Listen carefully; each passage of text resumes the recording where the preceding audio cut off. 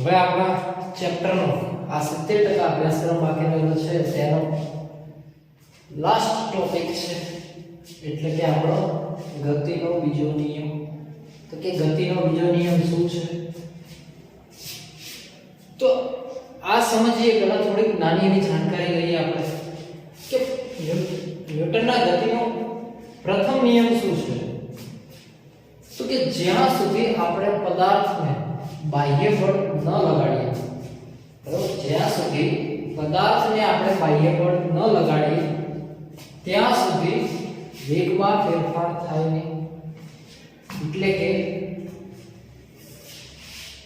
જ્યાં સુધી આપણે બાહ્ય બળ ન લગાડીએ ત્યાં સુધી કોઈ પદાર્થના વેગમાં ફેરફાર થતો નથી. જો આપણે કોઈ પદાર્થને બળ લગાડીશું, બાહ્ય બળ લગાડીએ તો શું થાય? તો કે પદાર્થના વેગમાં ફેરફાર થાય છે. આ શું કીધું? તો કે આ ન્યૂટનની ગતિનો પ્રથમ નિયમ છે.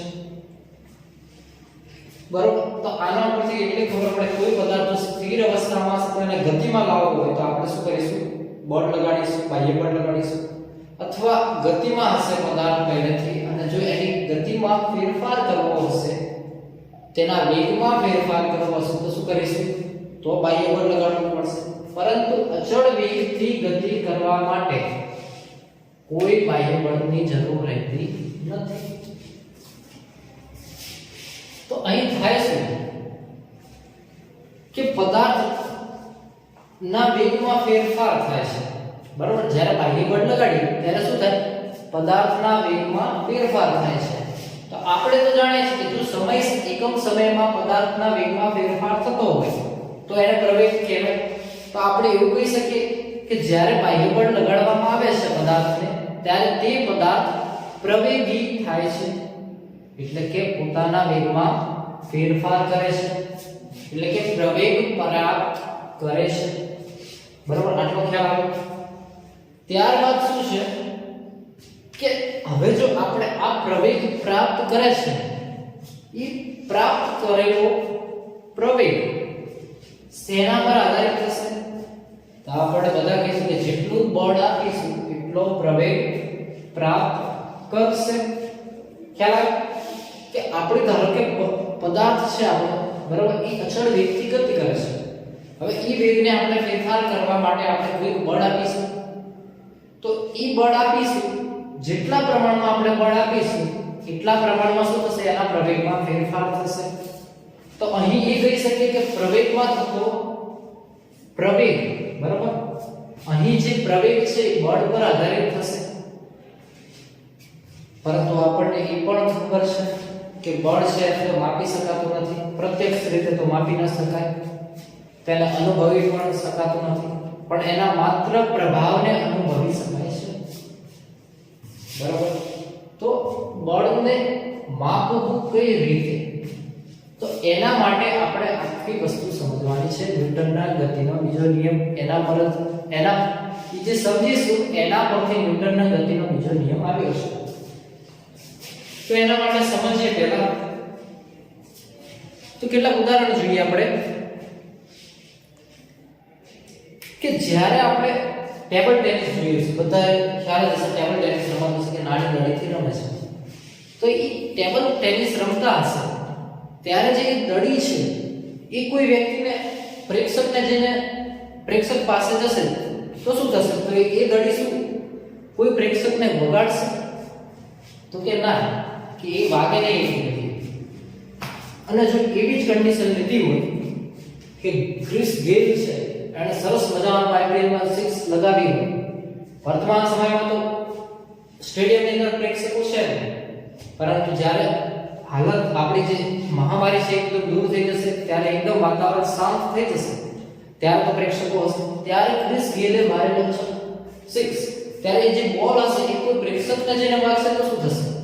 તો આપણે બધા કહીએ કે એને ઘણું બધું વાગી શકે છે, એના માથેથી લોહી પણ નીકળી શકે, કંઈ પણ થઈ શકે છે. બરોબર છે. તો અહીં કંઈક ફેરફાર ન થાય. આપણને એનું ખબર કે અહીંયા જ્યારે દડી નાની છે ટેબલ ટેનિસ, તો એ પ્રેક્ષકની પાસે જાય છે તો વાગતી નથી, પરંતુ જ્યારે એના કરતા ભારે દડો છે ક્રિકેટનો, એ દડો જો પ્રેક્ષકના માથા પર વાગે તો કેવું થાય? તો કે ઘણું દુઃખ લગાડે છે એને. હવે એવું લેવું બીજું ઉદાહરણ છે કે આપણા રસ્તાની, હવે અહીંયા આપણે જોયું કે ભારે પદાર્થ છે એકદમ આપણને દર્દ આપી શકે છે, બરાબર, જ્યારે હલકો પદાર્થ છે દર્દ આપતો નથી. પરંતુ એના વિશે પણ આપણે એક અભ્યાસ કર્યો કે જો આપણે રોડ પર ચાલીને જતા હોઈએ અને આપણી બાજુમાં જ એક ટ્રક ઉભેલો હશે તો શું એ ટ્રક આપણને વગાડશે? તો કે એ ટ્રકથી આપણને કોઈ નુકસાન નથી, બરાબર છે ને? એ ટ્રક આપણું કંઈ નહીં બગાડે. પરંતુ હા, જો એ ટ્રક માત્ર 5 મીટર પ્રતિ સેકન્ડની ઝડપથી ગતિ કરતો હશે તો એ આપણી જાન પણ લઈ લે, આપણને મૃત્યુ પણ આપી શકે છે, બરાબર છે? તો અહીં શું થાય છે? પહેલા કિસ્સામાં એવું થયું કે માત્ર દડો ભારે છે એના લીધે આપણને વાગતો છે એવું થયું છે. જ્યારે બીજા કિસ્સામાં એવું થયું કે દડો ભારે છે, ટ્રક ભારે છે, પરંતુ જો તે સ્થિર અવસ્થામાં હશે તો આપણને નુકસાન નથી કરતો, પરંતુ તે ગતિ કરતો હશે તો એ આપણને નુકસાન કરે છે, બરાબર છે? અને ત્રીજું છે કે પહેલો જે કિસ્સો જોયો આપણે દડી વાળો, એના ઉપર જ આધારિત છે કે અહીંયા દડી છે એ જશે તો એની જગ્યાએ આપણે બંદૂકની ગોળી લઈ લઈએ તો ગોળી તો દડી કરતાંય નાની થશે, પરંતુ એ ગોળીને જો આપણે બંદૂકથી ફોડીએ છીએ તો શું થાય છે? માણસ, જો કોઈ માણસ પર નિશાન રાખીને લગાવવામાં આવે તો તે માણસનું મૃત્યુ પણ થઈ જાય છે, બરાબર છે? તો અહીં થાય છે શું કે જો પદાર્થનું વજન વધુ હશે, બરાબર છે, પદાર્થનું વજન વધુ હશે તો શું થશે? અને વેગ એનો ઓછો હશે તો પણ એ નુકસાન કરી શકે છે. તેની સામે જો કોઈ પદાર્થનું વજન, બરાબર, એનો જથ્થો છે, એનો માસ છે, દ્રવ્યમાન ઓછું હશે પરંતુ એનો વેગ વધુ હશે તો પણ એ આપણને નુકસાન કરી શકે છે. તો આટલો ખ્યાલ આવે તો કે વસ્તુ દ્વારા જે ઉત્પન્ન થતું આઘાત છે, બરાબર, જે વસ્તુ દ્વારા ઉત્પન્ન થતું આઘાત છે એ બે વસ્તુ પર આધાર રાખશે. તો કે એક દ્રવ્યમાન તેમજ તેના વેગ ઉપર આધાર રાખે છે. તો કે વસ્તુ પરનો આઘાત શેના પર આધાર રાખશે? તો કે દ્રવ્યમાન પર અને બીજું વેગ પર, બરાબર છે? તો આ દ્રવ્યમાન અને વેગ બંનેને સાંકળતી એક રાશિ છે, બરાબર છે? શું છે? દ્રવ્યમાન અને વેગને સાંકળતી એક રાશિ, એટલે કે બંનેનું મિક્સચર થઈને આપણને એક નવી રાશિ મળે છે જેને કહ્યું વેગમાન, બરાબર છે? વેગમાંથી વેગ લીધો, દ્રવ્યમાનમાંથી માન લેવું એટલે કે વેગમાન થયું, બરાબર? તો હવે ઉદાહરણ જે આપણે સમજ્યા એમાંથી શું થયું કે જો કોઈ વસ્તુને આપણે પ્રવેગિત કરવા હોય તો આપણે શું કરવું પડે? તેના પર વધારે બળ લગાડવું પડે. જેમ કે કઈ રીતે? તો કે આપણી પાસે દડી હતી, બરાબર છે, ટ્રક છે, અને આપણે એ બે સમજ્યા કે જ્યારે બંદૂકની ગોળી દ્રવ્યમાન ઓછું છે ત્યારે તેને જો વધારે વેગ આપીશું તો તે શું થશે? ઘાતક થશે. જ્યારે આપણે અહીંયા ટ્રક છે તો ટ્રકનું દ્રવ્યમાન વધુ છે ત્યારે થોડુંક વેગ આપીશું તો પણ એ આપણા માટે ઘાતક થઈ જશે. તો ખ્યાલ આવે આ વસ્તુ? ત્યારબાદ છે કે અહીં તો પછી થાય શું કે વેગ છે, તો આ વેગમાન છે શેના પર આધાર રાખશે? તો કે દ્રવ્યમાન પર અને વેગ પર, બરોબર છે? તો એના ઉપરથી આપણને વેગમાન વિશેની માહિતી મળે. તો કે વેગમાનને p વડે દર્શાવવામાં આવે છે, બરોબર છે? જો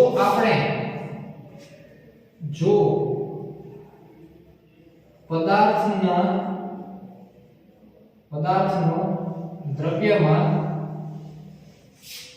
દ્રવ્યમાન અને તેના વેગના ગુણાકારને શું કહે છે? વેગમાન કહે છે. સાદી ભાષામાં સમજો કે પદાર્થના દ્રવ્યમાન અને તેના વેગના ગુણોત્તરને શું કહે છે? વેગમાન કહે છે. જો પદાર્થનું દ્રવ્યમાન બરોબર m હોય m અને પદાર્થનો વેગ v હોય તો વેગમાન p બરાબર m * v બરોબર. શું થયું? p બરાબર m * v. તો આ વસ્તુ ખ્યાલ આવે. હવે છે તો કે આ વેગમાન છે તો વેગમાનનો એકમ શું થશે? SI એકમ. વેગમાનનો SI એકમ. ભાઈ આના ઉપરથી સમજીએ m * v પરથી. તો કે m એટલે શું? દ્રવ્યમાન. દ્રવ્યમાનનો એકમ શું છે? તો કે કિલોગ્રામ. બરોબર છે. ગુણ્યા v એટલે શું થયો? વેગ.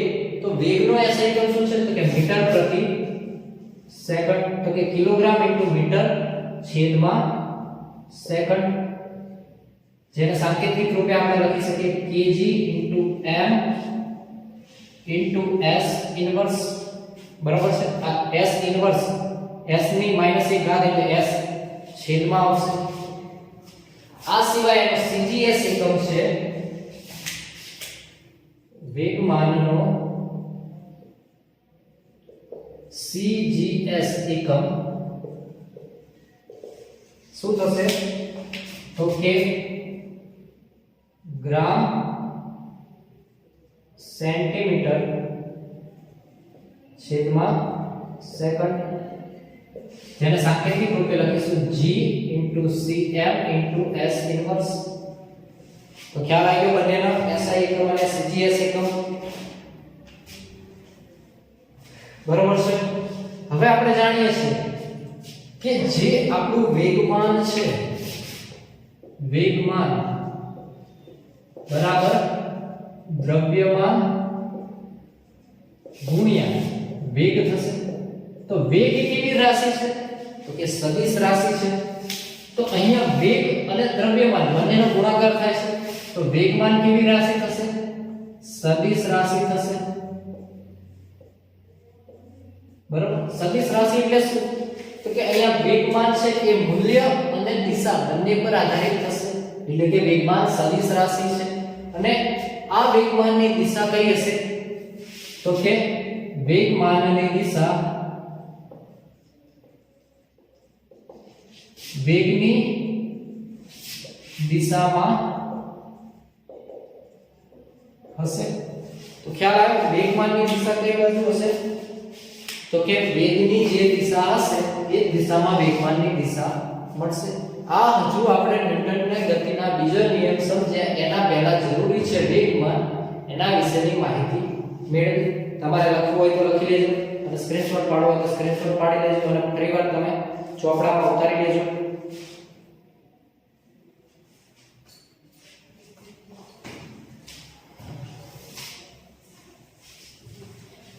તો થાય શું કે જ્યારે કોઈ પદાર્થ પર આપણે વેગમાનની વાત કરીએ છીએ, બરોબર, તો વેગમાન પ્રાપ્ત ક્યારે કરે? તો કે બળ લગાડીએ ત્યારે. કેમ કે વેગ ક્યારે પ્રાપ્ત કરશે?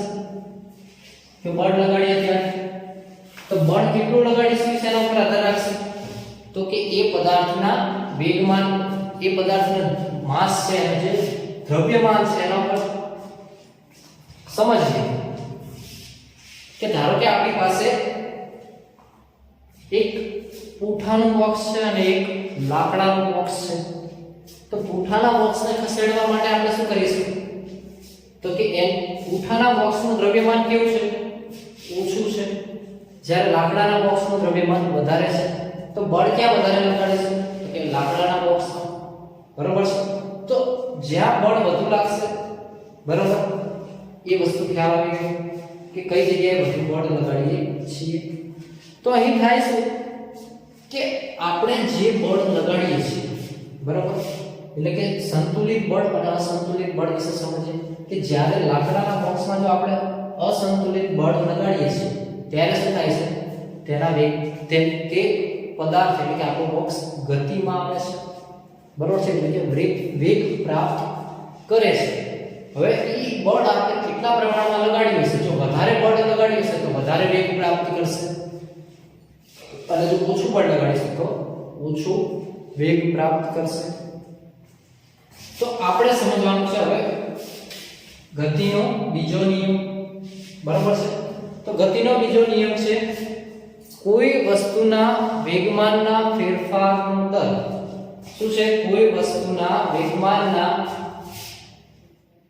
ફેરફારનો દર કોઈ વસ્તુના વેગમાનના ફેરફારનો દર શેના પર આધાર રાખે છે વેગમાનના ફેરફારનો સમય દર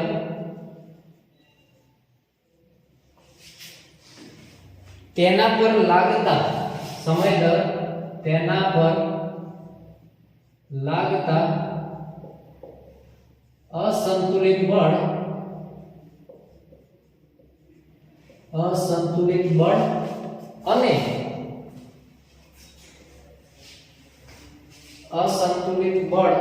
અને કઈ દિશામાં લાગે છે તેના પર આધાર રાખશે તો કે કોઈ વસ્તુના વેગમાનના ફેરફારનો સમય દર તેના પર લાગતા અસંતુલિત બળ જેટલો અને શું કોઈ વસ્તુના વેગમાનના ફેરફારનો સમય દર તેના પર લાગતા અસંતુલિત બળ જેટલો અને બળની દિશામાં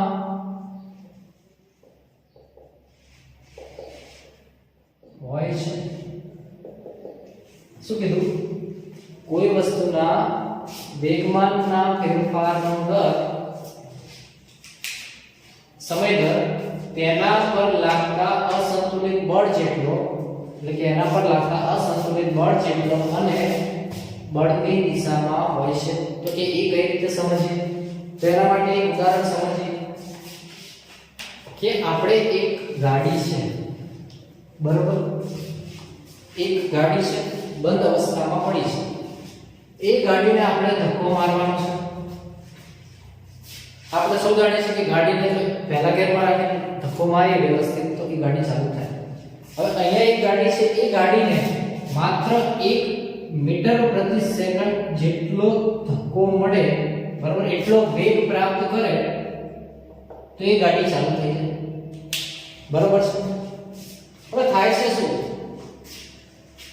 કે આપણે ગાડીને ધક્કો મારીએ છીએ બરાબર હવે જો એ ધક્કો આપણે માત્ર થોડીક વાર મારીને છોડી દઈશું તો શું એ ગાડી ચાલુ થશે તો કે ના કે ધારો કે અહીંયા ગાડી ઊભી છે બરાબર આ ગાડીને માત્ર ખાલી આટલે સુધી ધક્કો મારીને લાવીશ બરાબર તો શું તે ગાડી ચાલુ થશે તો કે ના કે શું જોઈશે તો કે ગાડીને વધારે પ્રમાણમાં ધક્કો મારવો પડશે બરાબર છે ધક્કો તો જોઈશે પરંતુ કેવો વધારે પ્રમાણમાં ધક્કો જોઈશે એટલે કે સમય દર એનો ધક્કા મારવાનો કેવો જોઈશે વધુ જોઈશે એટલા માટે જ કીધું છે કે કોઈ વસ્તુના વેગમાનના ફેરફારનો સમય દર તેના પર લાગતા અસંતુલિત બળ જેટલો એટલે કે જે દિશામાં આપણે પરિણામી બળ હશે એ દિશામાં ધક્કો લાગશે બરાબર અને એ બળની દિશામાં હોય છે એટલે વેગમાનના ફેરફારનો સમય દર કઈ બાજુ હશે તો કે જે દિશામાં ધક્કો માર્યો હશે